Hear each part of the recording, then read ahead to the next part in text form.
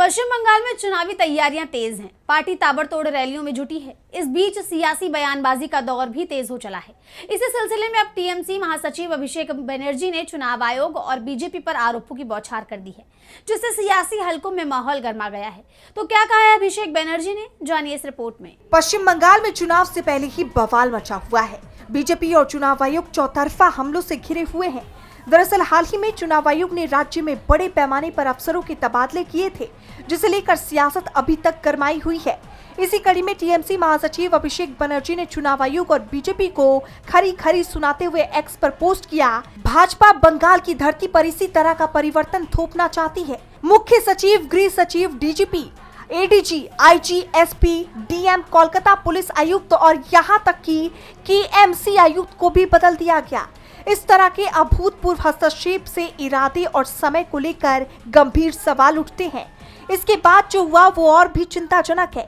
इन परिवर्तनों की आड़ में धमकियों की घटनाएं बढ़ रही है, दुकानों में तोड़फोड़ हो रही है, धर्म के नाम पर तनाव भड़काया जा रहा है और आम लोगों को कष्ट सहना पड़ रहा है।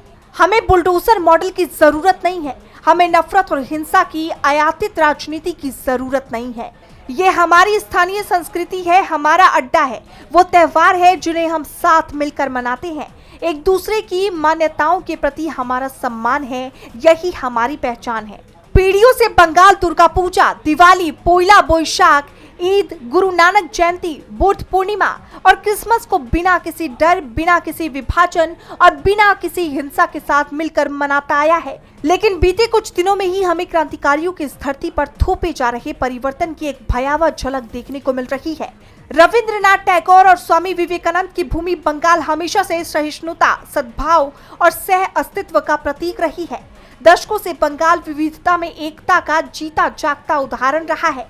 आज वही सामाजिक ताना बाना तनाव में दिखाई दे रहा है। सवाल ये है कि इस व्यवधान से किसे फायदा हो रहा है और बंगाल की जनता को इसकी क्या कीमत चुकानी पड़ रही है।